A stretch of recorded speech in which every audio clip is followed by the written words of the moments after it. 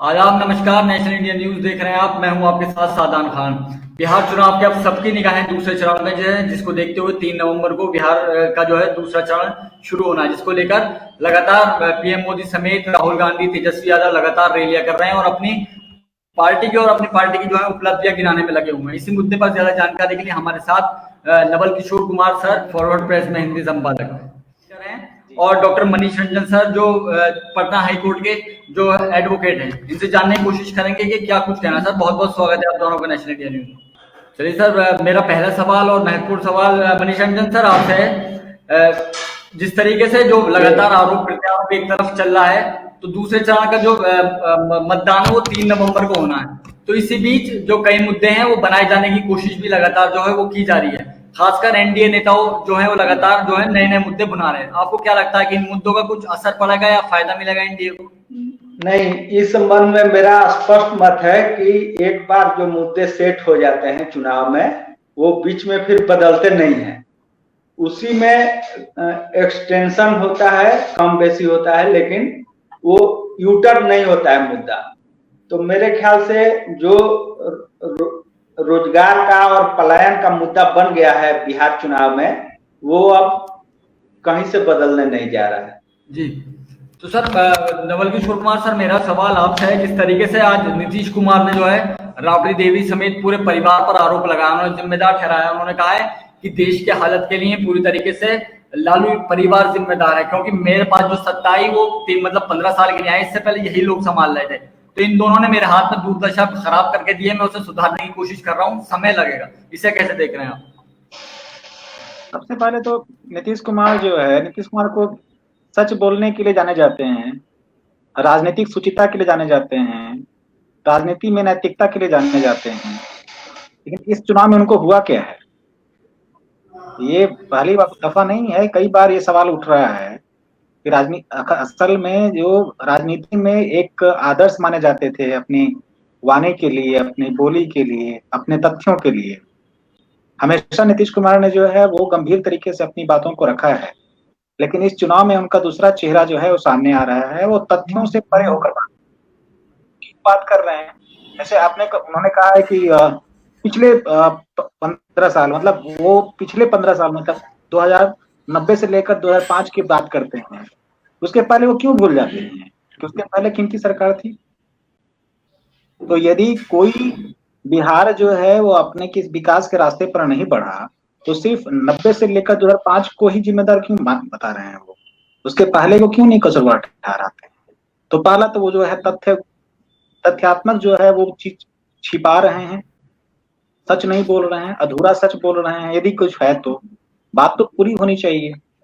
दूसरी बात यह है कि आपको देखना पड़ेगा कि 90 का जो दौर था वो दौर कौन सा था और उसके पहले का दौर कौन सा था। हमारे साथ मनीष रंजन जी हैं। मनीष जी ने अभी एक त्रिवेणी संघ का बिगुल एक बुकलेट भी प्रकाशित किया है, और वो 30 का दशक था। 1930 के दशक से ये जो पिछड़ी जातियां हैं, पिछड़ी जातियों में राजनीतिक जो एकता है या राजनीतिक जो चेतना है उसका विकास हुआ, और वो आज कहां तक पहुंचा है उसका असर आप देखिए। तो मैं ये मानता हूं कि यदि कोई बिहार के बारे में बात करना चाहता है तो उसको सिर्फ पिछले 15 साल, पिछले 30 साल से बात नहीं करनी पड़ेगी। उसको शुरुआत करनी होगी, और शुरुआत का जो मतलब जो बिगिनिंग पॉइंट होना चाहिए, या तो आप आजादी के बाद से मान के चलिए, या फिर मान के चलिए जब से बिहार में पिछड़े जो समाज है उसके अंदर जो राजनीतिक चेतना का विकास हुआ है, वहां से आप स्टार्ट करिए। आप वो दौर याद करिए। पहला दौर जब बिहार में एक सरकार का गठन होता है, श्री कृष्ण सिंह बिहार के मुख्यमंत्री बनते हैं। उसके पहले बिहार में क्या नहीं था? बिहार जो है कृषि उत्पादन के मामले में देश में सबसे ऊपर था।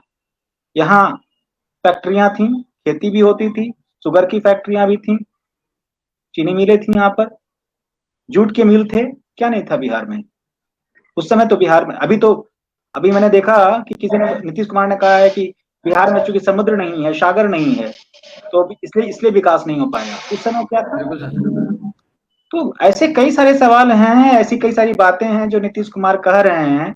लेकिन मुझे लगता है कि वो खुद ही अपने मुद्दों से भटक गए हैं, और ऐसे भटके हैं कि उन्हें कोई रास्ता नहीं मिल रहा है। और जब कोई रास्ता नहीं मिल रहा है तो वो आक्षेप लगा रहे हैं, और एक ऐसा आक्षेप जिसका कोई आधार नहीं है। इससे तो बेहतर था कि यदि वो कोई तथ्यपूर्ण तरीके से कोई बात को रखते। देश की जनता उनको सुनना चाहती है, समझना चाहती है, वो एक गंभीर नेता माने जाते हैं। इस तरीके के हास्यास्पद वक्तव्यों से, हास्यास्पद आरोपों से कहीं न कहीं उनकी जो अपनी छवि है वह धूमिल हो रही है। जी सदान। जी बिल्कुल, अपने मुद्दों से वो भटक गए पूरी तरीके से, जो है नीतीश कुमार भटक गए। मनीष रंजन सर, मैं आपके पास आना चाहूंगा, क्या लगता है आपको इस बार के जो वोट डाले जाएंगे दूसरे तीसरे चरण के या पहले चरण के, वो किन मुद्दों पर डाले जा रहे हैं? स्पष्ट है कि मुद्दे फिक्स हो गए हैं और सबसे बड़ा मुद्दा इसमें है बेरोजगारी का। और बेरोजगारी का मुद्दा ही एक तरह से माने मेन मुद्दा हो गया है जिस पर कि चुनाव होने जा रहा है। उसके साथ ही जुड़ा है दूसरा मुद्दा जो कि कोरोना काल में उभर के आ गया, पलायन का। नीतीश कुमार जी लगातार इधर कहते आ रहे थे कि मैंने बिहार का विकास इतना कर दिया है कि पलायन रुक गया है। और जो कोरोना काल में जो हुआ लॉकडाउन, तो ये उनका जो क्या बोलते हैं, जो सगुफा था वो खुल गया, फट गया और सबके सामने आ गया कि कितना पलायन हुआ है बिहार में। जब लोग लौटने लगे तो लाखों लाख, ये सरकारी रिपोर्ट में, मीडिया में, सब जगह आ गया। तो ये दोनों मुद्दा जो है एक साथ जुड़ा भी है कि रोजगार से ही जुड़ा है और ये प्रमुख मुद्दा बन गया है इस चुनाव का। और उसके साथ तो शिक्षा, स्वास्थ्य और जितने भी मुद्दे हैं वो तो जुड़े ही हैं, लेकिन और रोजगार मुद्दा बनने के पीछे दूसरा कि पिछले जब से नरेंद्र मोदी की सरकार आई तब से उन्होंने सरकारी नौकरियों में लगातार माने कटौती करते करते लगभग बंद ही कर दिया था लास्ट। और उसके वजह से सबको मालूम है कि बिहार के में कोई इंडस्ट्री है नहीं, लोग बाहर रोजी रोजगार के लिए जाते हैं, पढ़ाई लिखाई के लिए भी जाते हैं। जो युवा है वो कॉम्पिटिटिव एग्जाम का तैयारी करके और सरकारी नौकरी में बहुत बड़े पैमाने पर जा रहे थे, खास करके रेलवे और एसएससी में। अब गांव गांव से लोग 2-4 हर एक साल लड़के जाने लगे। नरेंद्र मोदी के सरकार आने के बाद वो एकाएक रुक गया और बाकी जो लॉकडाउन में हुआ या जो आर्थिक मंदी की वजह से हुआ वो सब तो हुआ ही। तो मन बिहार के रोजगार पर चौतरफा मार पड़ा इस दौरान। आपको जानना चाहिए कि पिछले साल लगभग 1 साल पहले यहाँ स्वतः स्फूर्त युवाओं का बहुत बड़े पैमाने पर आंदोलन हुआ था 2 दिन के लिए। रेलवे माने सब जगह स्टेशन पर लोगों ने जाम कर दिया था, एकदम हजारों हजार की एकाएक। मन उन लोग जो लड़के तैयारी करते थे वो अपने में ग्रुप बना के और कॉल करके और एकाएक सब जगह हजारों हजार। तो ये अंदर अंदर चल रहा था और तेजस्वी ने या महागठबंधन ने जो अपना घोषणा पत्र ज्वाइंट जारी ये किया कि हम 10 लाख सरकारी पक्की नौकरी देंगे, तो उनको एक रास्ता मिल गया और एक सबसे प्रमुख मुद्दा बन गया। तो मेरे ख्याल से बेरोजगारी जो है इस चुनाव में सबसे प्रमुख मुद्दा है और उसके साथ सभी मुद्दा उससे रिलेटेड है। जी बिल्कुल सही कहा। मैं जिस तरीके से आपने बात कही, कहीं ना कहीं बेरोजगारी अहम मुद्दा बन चुका। लेकिन नवल किशोर कुमार सर, अगर हम देखें ध्यान से तो लाइमलाइट में इस समय एनडीए और आरजेडी के अलावा कोई नजर नहीं। जिस तरीके से उपेंद्र कुशवाहा की बात करें, चिराग पासवान की पार्टी की बात करें, इनके मुद्दे क्या हैं और इनका क्या असर आपको लगता है कि बिहार चुनाव पर पड़ने वाला? अब क्या असर पड़ेगा ये तो जनता बताएगी 10 तारीख को। लेकिन जो कुछ मैं देख पा रहा हूँ, मैं मानता हूँ कि ये जो पॉलिटिकल एक्सपेरिमेंट्स हैं, मैं इनको पॉलिटिकल एक्सपेरिमेंट्स कहता हूँ। और कोई भी एक्सपेरिमेंट जो है वो फेल होता है, सक्सेसफुल होता है, उससे ज्यादा महत्वपूर्ण है कि वह एक्सपेरिमेंट किया जा रहा है। जैसे इसी चुनाव में मैं देख रहा हूँ एक नया गठबंधन जिसका नेतृत्व जो है वो उपेंद्र कुशवाहा कर रहे हैं। उस गठबंधन के अपने सामाजिक समीकरण हैं। एक चिराग पासवान है, मतलब उनकी जो पार्टी है लोजपा, वो जी उसने सर एक नए तरह का एक्सपेरिमेंट किया है। मतलब एक तरफ तो वो एनडीए के पार्ट हैं, एक दूसरी तरफ एनडीए के पार्ट नहीं भी हैं। तो बिहार चुनाव जो है एकदम बिल्कुल एक अलहदा तस्वीर प्रस्तुत कर रही है इस बार। इसके पहले उपेंद्र कुशवाहा जो थे वो एनडीए के पार्ट थे, अब जो है वो एनडीए के पार्ट नहीं है, सेपरेट चुनाव लड़ रहे हैं एक अलग अलायंस के साथ जिसमें एआईएमआईएम भी है, फिर बीएसपी भी है। बीएसपी की अपनी कहानी है, उत्तर प्रदेश में देखिए किस तरीके से पॉलिटिकल चीजें बदली हैं। तो आप देखिए कि सब पार्टियों के अलग अलग मुद्दे हैं, एजेंडे हैं। अब देखना यह है कि जो इनके आधार वोटर्स हैं, जो इनके अपने मतदाता हैं, ये अपने मतदाताओं को बांध कर रख पाते हैं या नहीं, ये देखना बहुत महत्वपूर्ण है। और जो सबसे महत्वपूर्ण बात है वो है मुद्दा। देखिए मुद्दे क्या हैं। उपेंद्र कुशवाहा लगातार मुद्दा उठा रहे हैं, शिक्षा का, एजुकेशन का मुद्दा उठा रहे हैं, वो बेरोजगारी का सवाल उठा रहे हैं, वो डेवलपमेंट का सवाल उठा रहे हैं। कहीं ना कहीं ये वही मुद्दे हैं जो मुद्दे तेजस्वी उठा रहे हैं। जी आप सर। चिराग पासवान को देखिए, चिराग पासवान जो मुद्दे उठा रहे हैं वो कर क्या रहे हैं। वो पिछले 15 साल में जो नीतीश कुमार की सरकार है उसके क्रियाकलाप, उसके जो उपलब्धियां हैं उन उपलब्धियों पर सवाल उठा रहे हैं। वो बात कर रहे हैं बिहार के नौजवानों की बात कर रहे हैं, वो बात कर रहे हैं बिहार के गरीबों की बात कर रहे हैं। तो अब देखिए सारे मुद्दे जो है एक जगह कॉन्सेंट्रेट हो रहे हैं, और वो कॉन्सेंट्रेट कहाँ हो रहे हैं, रोजगार के सवाल पे, गरीबी के सवाल पे, एजुकेशन के सवाल पे, हेल्थ के सवाल पे, एग्रीकल्चर के सवाल पे। और मैं ये मानता हूं कि जितने मुद्दे हैं ये सारे मुद्दे सोशल जस्टिस से जुड़े हुए मुद्दे हैं। सोशल जस्टिस का मतलब सिर्फ रिजर्वेशन नहीं है, रिजर्वेशन उसका एक पार्ट है, रिजर्वेशन एक तरीका है ताकि सारे जितने शासन और प्रशासन में जो वंचित तबका है उसकी समुचित भागीदारी हो, ठीक है। लेकिन इसके अलावा भी सोशल जस्टिस के अन्य एस्पेक्ट्स हैं जिनको कि ये चुनाव डील कर रहा है। ये अलग बात है कि इसको लीड करने में जो महागठबंधन है वो अभी तक आगे है। सदाम। जी जी, बिल्कुल सर, आप सही बोल रहे हैं। जिस तरीके से महागठबंधन अपनी पकड़ मजबूत बनाए हुए लगातार राहुल गांधी, तेजस्वी यादव मैदान में है। लेकिन मनीष रंजन सर, जिस तरीके से लगातार जो है नीतीश कुमार भी उन पर लगातार आरोप लगा रहे हैं, लेकिन आमतौर पर कहा जाता है कि बिहार में जो है केवल जाति फैक्टर है। इस पर कितनी सच्चाई है, इसे कैसे देखते हैं आप? नहीं, इस पर तो मेरा असहमति रहेगा पूरा। जाति का जो सवाल है चुनाव में या समाज में ऐसे भी, तो वो भारत में सब जगह लगभग बराबर है। आप और एक मायने में कहिए तो जाति ऐसा व्यवस्था है जिसमें कि कुछ लोगों को उससे फायदा होना है, होता रहेगा, अधिकांश लोगों को उससे घाटा होता है, इसी के लिए वो बनाया ही गया। और तो फिर बिहार में क्यों आरोप लगता है कि यहाँ माने जातिवाद ज्यादा है या जाति के आधार पर ही सब कुछ होता है। तो इसके पीछे प्रमुख कारण यह है कि बिहार में जो लोग हैं, जो दबे कुचले हैं, शोषित हैं, जिनको कि जाति के आधार पर माने शोषण का सामना करना पड़ता है, वो उन्होंने बहुत पहले ही जाति को हथियार बना के अपना संगठन बनाना शुरू किया और जाति के आधार पर ही उन्होंने अपने माने हक को, अधिकार को लेने के लिए संगठित होना शुरू कर दिए। तो यहाँ उन लोगों का चाल शुरू से विफल होता रहा इस मामले में।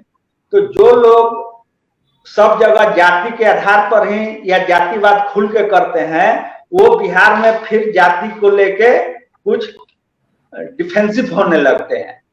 तो यही कारण है कि वो लोग फिर जाति का आरोप लगाते हैं। वैसे भी आप देखिएगा कि बिहार में जैसे जॉर्ज फर्नांडिस रहे, मधुले में रहे, या तमाम नेता रहे जो बाहर के हैं, न जिनका जाति का पता है न कुछ पता है, लेकिन यहाँ के लोगों ने उनको जिंदगी भर चुनाव जीता के भेजा और वो यहाँ के नुमाइंदगी करते रहे। तो आप कैसे आरोप लगा सकते हैं? वैसे ही एक कहानी मैं बताना चाहूंगा इस परिप्रेक्ष्य में कि एक कर्पूरी ठाकुर जी जब मुख्यमंत्री बने तो वो किसी सदन के सदस्य नहीं थे, माने विधानसभा में या विधान परिषद में। तो हुआ कि भाई इनको चुनाव जिता के भेजा जाए, क्योंकि सोशलिस्ट मानते थे कि बैकडोर एंट्री हम लोग नहीं करते हैं उस जमाने में। अभी तो खैर नीतीश जी उसको कहाँ रख दिए हैं पता नहीं है, 15 साल से कोई चुनाव नहीं लड़े। खैर, तो झंझारपुर से सीट खाली किया गया कर्पूरी ठाकुर के लिए, और वहां वो अति पिछड़ी के जिस जाति से आते थे उनकी संख्या बहुत कम थी। तो उनको आशंका होने लगा बीच में, लेकिन क्योंकि वहां जिस जाति की संख्या थी कांग्रेस से उसी जाति का कैंडिडेट उनके सामने था, तो उनको आशंका होने लगा कि कहीं चुनाव हरा न दिया जाऊं। लेकिन जब रिजल्ट आया तो वो जो विरोधी कांग्रेस का था मेन ओपोनेंट, उसका भी जमानत जब्त हो गया वहां। तो इस बिहार में आप कैसे आप ये आरोप लगा सकते हैं कि जाति के आधार पर ही सारा कुछ होता है। दूसरी बात कि जाति व्यवस्था जो है वो कितने लोगों को फैसिलिटेट करती है। अब मान लीजिए एक उदाहरण के लिए कि अभी भी जो फॉरवर्ड कास्ट जिनको कहा जाता है, जो स्वर्ण है या जो द्विज हैं, वही केवल जातिवाद करते थे पहले तो, और उनके देखा देखी जब कोई और रास्ता नहीं था तो बैकवर्ड थोड़ा सा जाति के आधार पर संघ या संगठन बनाने लगे। तो फिर भी अभी भी द्विज जो है 3 या 4 कास्ट और 2-3 ओबीसी का कास्ट और 2 कास्ट शेड्यूल कास्ट का, यानी टोटल मिला के 40% से ज्यादा जनसंख्या अभी भी चुनाव में अपना दावेदारी नहीं पेश करती है। तो बाकी 60% जो लोग हैं उनकी तो जाति का कहीं आज भी नुमाइंदगी नहीं है, वो किस आधार पर फिर वोट करते हैं। तो इसलिए एकदम ये सरासर झूठा आरोप है कहीं के भी मतदाता पर, और बिहार में तो खास करके झूठा है। ये तथ्य बताते हैं और इसलिए ये दुष्प्रचार किया जाता है बिहार के मामले में कि चूंकि यहाँ जाति के आधार पर चैलेंज बहुत ज्यादा मिला सवर्णों को। आज आप देख लीजिए कि कितनों नीतीश कुमार भले ही 15 साल से बीजेपी के साथ हैं, लेकिन आज लगभग वो हाशिए पर सवर्ण विधायक चले गए हैं। जो वर्तमान विधानसभा है, जो 15 में चुनाव हुआ, केवल सवर्ण 50 या 55 विधायक हैं। तो आप मान के चलिए कि उनका ऐसे भी लगभग 17% संख्या बताई जाती है अभी, तो 45-42 उनका ऐसे भी बना, तो कितना 2-4 केवल ज्यादा रह गए हैं। तो ये मेन कारण है कि वो जातिवाद का आरोप लगाते हैं। बाकी सब जगह आप उत्तर प्रदेश में चल जाइए, झारखंड में कहीं भी चल जाइए, वो अपने संख्या से 2-3 गुना रिप्रेजेंट करते हैं विधायिका में। तो ये मेन कारण है। यहाँ ऐसा कोई बात नहीं है, यहाँ सबसे कम जाति के आधार पर वोटिंग होता है बिहार में। बिल्कुल सर, लेकिन नवल किशोर कुमार सर, जिस तरीके से आपने थोड़ी देर पहले महागठबंधन की बात कही थी, उसी तक कड़ी में, लेकिन अब जिस तरीके से यूपी की राजनीति में जो सियासत उठापटक शुरू हो गई है, उसका बिहार पे क्या असर पड़ेगा? क्योंकि जो जिस तरीके से बिहार को जो है बसपा का और उपेंद्र कुशवाहा के साथ गठबंधन है, इसको क्या लगता है आपको? मायावती के बयान के बाद इसका क्या असर पड़ेगा? देखिए, बहुत तकरीबन 15 वर्षों से बिहार की चुनावी राजनीति को देख रहा हूँ, और मैंने हमेशा ये पाया है कि जो पड़ोस के राज्यों में होता है वो बिहार में नहीं होता। पड़ोस के राज्यों में चीजें जो घटती हैं उसका बहुत कम प्रभाव पड़ता है बिहार की राजनीति पर। लेकिन जो सवाल आपने उठाया है, मायावती जी ने जो नया ये आया है, ये परिवर्तन, नया जो पॉलिटिकल चेंज आया है, उससे निसंदेह जो है रालोसपा जिस गठबंधन को लीड कर रही है उस गठबंधन को नुकसान होगा। कम से कम जो क्रेडिबिलिटी लॉस हुआ है मायावती के प्रति दलितों में, उसका नुकसान तो उठाना पड़ेगा।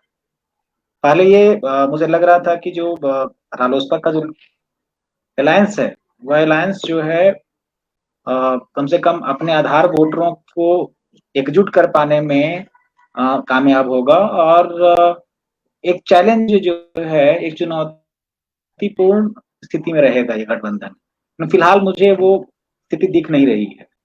एक तो ये है, और दूसरा एक बार फिर जो है वो सवाल आ रहा है कि जो दलित पॉलिटिक्स होनी चाहिए, दलित पॉलिटिक्स किस दिशा में है, उसकी दशा क्या होगी। जैसे बिहार में मैं एक वैक्यूम पाता हूँ, दलित पॉलिटिक्स बिल्कुल दिशाहीन है, या कहिए कि वो है ही नहीं। तो बहुत सारी चीजें हैं जो इस बार बिहार चुनाव में भी साफ साफ होंगी कि आने वाले समय में दलितों की दिशा क्या होगी, पिछड़ों की दिशा क्या होगी, अदर जो कास्ट कॉम्बिनेशन है उनका जो पॉलिटिकल डिस्कोर्स होगा वो किधर जाएगा, उनके मुद्दों का क्या होगा। तो सब कुछ जो है वो 10 तारीख पर डिपेंड करता है। सदान। बिल्कुल सर, जिस तरीके से यहाँ पर महागठबंधन की बात चल रही है सर, मैं आपके पास आना चाहूंगा।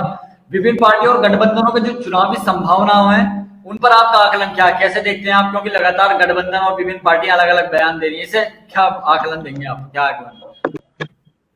जी सदान, ये तो बहुत मुश्किल प्रश्न है। अभी तो भविष्यवाणी करना बहुत खतरे से खाली नहीं होगा। फिर भी कोशिश तो आदमी करता ही है अनुमान लगाने की। तो उसके लिए सबसे पहले हमको देखना होगा कि इस बार पिछले बार का क्या स्थिति रहा। हालांकि गठबंधन इधर से उधर हो गया है, लेकिन फिर भी मोटा मोटी तो बीजेपी का अलायंस पिछली बार 33% वोट लाया था, और जो महागठबंधन था जिसमें कि नीतीश जी भी थे, आरजेडी, जेडीयू और कांग्रेस का, तो उसको लगभग 42% वोट मिला था। इस बार है कि नीतीश जी चले गए हैं उधर एनडीए में, लेकिन एनडीए से भी 2-3 जो उपेंद्र कुशवाहा और लोजपा यानी आरएलएसपी और एलजेपी निकल गई है। तो मिला जुला के लगभग वही स्थिति है और गठबंधन के मामले में। और जो कांग्रेस महागठबंधन में से अगर जेडीयू निकली है तो वामपंथी मोर्चा पूरा आ गया है। तो इसलिए हम कह सकते हैं कि मिला जुला के वही स्थिति है। अब देखना पड़ेगा कि सीटों के मामले में कैसे क्या होगा। तो हम देखते हैं कि टिकट बंटवारा का हम देख रहे थे आज कि लगभग 70-75 सीट पर आरजेडी और जेडीयू आमने सामने खड़ी है, और इन्हीं सीटों पर लोजपा भी अपना उम्मीदवार दिया है। ठीक, तो ये बहुत दिलचस्प है मामला कि यहाँ तो निश्चित रूप से आरएलएसपी भी है, तो चतुष्कोणीय मुकाबला है लगभग निश्चित रूप से इन 72 सीटों पर, और इसका निश्चित रूप से आरजेडी को फायदा मिल रहा है। दूसरी ओर देखते हैं कि बीजेपी और कांग्रेस जो है लगभग 36 सीटों पर आमने सामने है। ठीक, तो वहां एक तो एलजेपी नहीं रहेगी, और दूसरा कि जो आरजेडी का वोटर है वो कांग्रेस के लिए भी वोट करेगा, लेकिन उतना एग्रेसिव नहीं करेगा जितना कि वो आरजेडी के लिए करता है। तो वहां फिर हमको लगता है कि बीजेपी फायदे में रहेगी। तो इस तरह से ये बहुत क्लियर हो जा रहा है कि दो बड़ा जो दल है वो आरजेडी और भाजपा ही इस बार बनने जा रही है। जेडीयू, एलजेपी और वो जो महागठबंधन है लगभग ये आसपास रहने वाले। तो मेरा अनुमान है कि पिछली बार से आरजेडी ज्यादा ही सीट लाएगी इस बार, और भाजपा पिछली बार वाला जो प्रदर्शन है वो मेंटेन रखेगी, और जेडीयू, लोजपा और बाकी जितने पार्टी हैं वो आसपास रहेंगे एक साथ। चलिए, बिल्कुल सही कहा सर जी। चलिए, बहुत बहुत शुक्रिया सर नेशनल इंडिया न्यूज के साथ आप दोनों का जुड़ने के लिए, अपना महत्वपूर्ण समय हमें देने के लिए। तो बहरहाल आप सबकी निगाहें 10 नवंबर पर हैं, जब बिहार को एक नया सीएम मिलेगा जिससे पता लगेगा कि कौन आखिर जनता को लुभाने में पूरी तरीके से कामयाब हो पाया। लेकिन अभी जो रिजल्ट निकल कर आ रहा है वो यही बता रहा है कि ऊंट सिर्फ और सिर्फ तेजस्वी यादव के पक्ष में बैठेगा। लेकिन अब 10 नवंबर पर सबकी निगाहें दूसरे तीसरे चरण के बाद 10 नवंबर पर सब देखेंगे कि कौन नया सीएम होगा। तो बहरहाल इस रिपोर्ट में इतना ही, बाकी तमाम बड़ी खबरों के लिए आप देखते रहिए नेशनल इंडिया। चैनल को सब्सक्राइब नहीं किया है तो प्लीज सब्सक्राइब कीजिए और ताज़ा अपडेट पाने के लिए बेल आइकन को दबाना ना भूलें।